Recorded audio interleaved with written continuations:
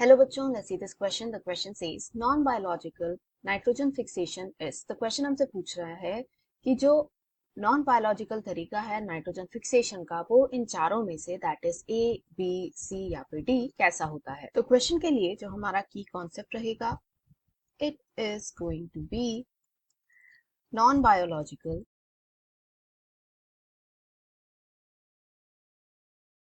Nitrogen fixation. तो यहाँ पर हम देखेंगे कि ये जो है किस तरीके से किया जाता है, क्या स्टेप इसमें इन्वॉल्व होते हैं। यहाँ से आगे हम नाइट्रोजन को N2 करके रिप्रेजेंट करेंगे because that is it's molecular form.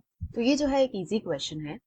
Explanation start करने से पहले हम देखेंगे कि नॉन बायोलॉजिकल का मतलब क्या होता है। मतलब वो प्रोसेस जिसमें कि किसी भी लिविंग ऑर्गेनिज्म का, लिविंग एंटिटी का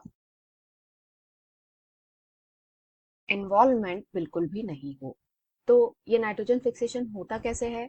असल में जब एटमॉस्फेयर में लाइटनिंग होती है,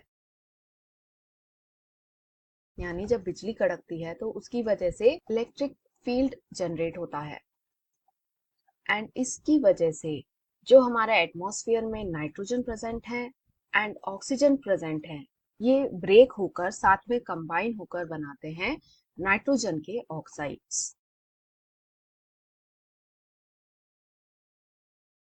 जो कि हो सकते हैं या तो नाइट्रिक ऑक्साइड या फिर नाइट्रस ऑक्साइड। तो वंस जब ये ऑक्साइड्स प्रिपेयर हो जाते हैं तो these oxides they react with the water that is present in our atmosphere to form acid। तो दो तरीके के एसिड फॉर्म हो सकते हैं। जो नाइट्रिक ऑक्साइड है इट फॉर्म्स नाइट्रिक एसिड,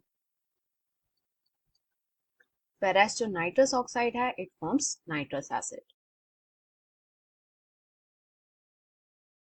तो ये जो मॉलिक्यूल्स हैं एसिड के they are suspended in the atmosphere. तो जैसे ही रेनफॉल होता है यानी बारिश होती है, उसके साथ ही ये जो भी एसिड के मॉलिक्यूल्स हैं they come down to the ground, यानी ये सॉइल में एब्जॉर्ब हो जाते हैं and wherein they convert into nitrate या फिर नाइट्राइट आयंस। एंड इसके बाद ये जो फॉर्म है of the nitrogen that can be taken up by plant. तो इसके बाद इनका जो प्लांट अपटेक है वो पॉसिबल हो जाता है।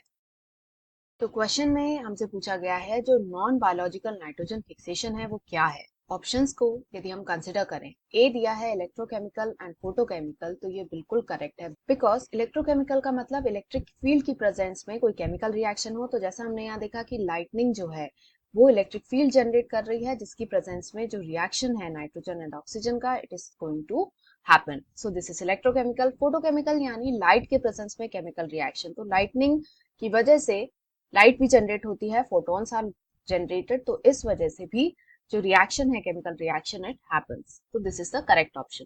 बी हमें दिया है राइजोबियल। तो राइजोबियल फिक्सेशन का मतलब वो जिसमें राइजोबियम इन्वॉल्व हो, जो कि एक बैक्टीरियल स्पीशीज है।